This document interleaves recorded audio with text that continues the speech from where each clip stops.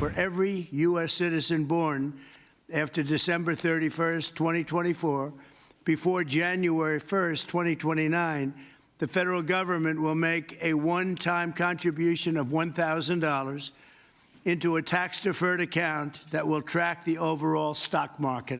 I think it's one of the most important pieces of legislation we've ever had before us and that the country's ever had. Your Main Street agenda, Mr. President. No tax on tips. That doesn't help rich folks. That helps the people who feel left out and left behind. No tax on overtime, no tax or deduction on Social Security, and the Trump accounts.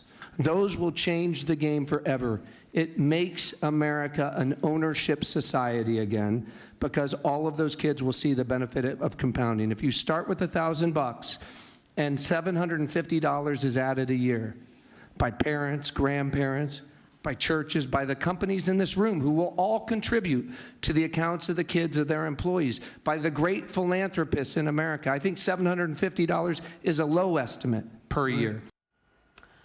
That's President Trump at the Invest America Roundtable last week, meeting with some of America's top CEOs, and the idea included in the big, beautiful bill, a savings account for new American babies, started by a one-time federal deposit of a $1,000 check. Dell Technologies pledged to provide this infant investment for all of its employees, matching what the government would potentially contribute. Joining me now is Altimeter Capital founder, chairman, and CEO Brad Gerstner, who was there, and you just heard him speak. Brad, great to see you. Thank you so much for being here. So I normally don't like government handouts, but this is an idea that I think is just so smart in terms of starting a child off with an ownership value system. Tell us more about it. Yeah, far from a handout. This is actually getting every child aligned with capitalism. You know, you had Ted Cruz on yesterday, Maria. Ted's one of the chief authors in the Senate. And this is about getting everybody on that first rung of the ladder so they can make it into the system, aligning them with free markets, aligning them with capitalism, and moving away from a dependency society and toward an ownership society. It was great to have the president's enthusiastic support. And as you mentioned, we had CEOs from Uber, Dara Khosrowshahi, David Solomon from Goldman Sachs, Michael Dell from Dell. We had Bill McDermott from ServiceNow. All these companies saying they will contribute to the accounts of their kids. So we're going to start with a very small seed from the U.S. Treasury, $1,000 in an investment account to get it rolling. But if you add $750 a year, by age 18, every one of these kids will have $50,000 in their Invest America account. By age 30, that's $150,000. It's a game changer for everybody and gets everybody on Team America and aligned with the upside of capitalism. And it also gets young people to focus on the value of a dollar and compounding, like you said, and investing in America.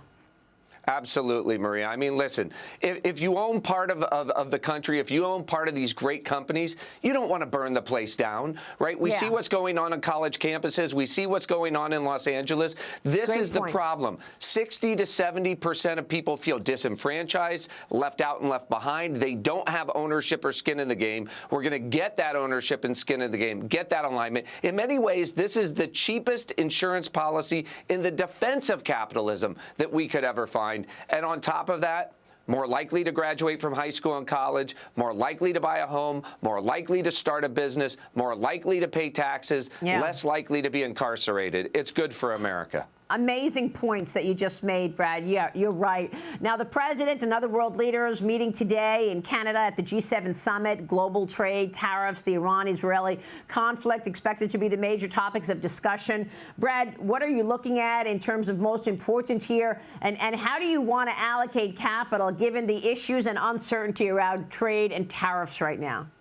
Well, what's interesting, Maria, is notwithstanding the uncertainty that a lot of people are talking about, the geopolitical uncertainty, we're within 2.5% of all-time highs on the S&P and the NASDAQ. And so, you know, if I step back for a second here, We've now getting close to landing the plane on global tariffs. Remember, when I was on a few months ago, we were worried we were going to have a couple $1 trillion in tariffs. I called them the nuclear Navarro tariffs. That would have been bad for the country. Bessent is landing the plane much closer to $200 or $300 billion in tariffs. That's something that the global economy can absorb. Number two, we're about ready to pass the reconciliation bill under the leadership of John Thune and Mike Crapo. It's going to make its way through the Senate. That will give us certainty on the corporate tax cuts from 2017, and more importantly, it'll give us another $300 to $400 billion of tax stimulus. No tax on tips, no tax on overtime, and the deductibility of Social Security. Those are huge stimulants to the economy. And then finally, I think we're on the verge. We're going to hear from the FOMC. They're meeting here in Washington, D.C. the next 2 days on where we stand on rate cuts. Remember, the ECB in Europe has cut rates 7 times. The U.S. has not cut rates, but inflation is coming in below expectations, and core PCE is already at the end-of-year target. So I suspect when we hear from Chairman Powell on Wednesday, he'll start talking a more dovish game about rate cuts to come this year. If you throw rate cuts into the mix, on top of the AI supercycle, I think we're set up for a very strong economy in the back half of the year. All the reasons that you're long and bullish and you think this market goes higher from here. But, Brad, you recently posted on X that U.S. export controls banning Nvidia in China is a mistake. Why? Well, you know, think about it this way, Maria. We're in a global arms race for AI. Just like in the age of the internet, we need to diffuse American technology out into the world. We want the world running on the American AI stack, which is why the president's repeal of the Biden diffusion rule was so important. His deals he struck in the Middle East so important. And it's essential that Howard Lutnick and Commerce do not replace the Biden diffusion rule with another set of complicated regulations that would slow down American AI around the world. And when it comes to the export controls on Nvidia's chips in China, think about it this way. Nvidia's business in China is a $40 billion business. They have over 80% market share in China. They're pinning Huawei down in China. We want to compete with them in China. We want to compete for every Chinese developer. We want those tax dollars to come back into the U.S. Treasury and back into Nvidia's coffers to stay in the lead globally. Well, we just don't want them to steal intellectual property as they've been doing for decades. But, Brad, all great points. Great to see you this morning. Thank you, sir. Great to be here, Maria. Thanks for having me. Brad Gerstner this morning in Washington.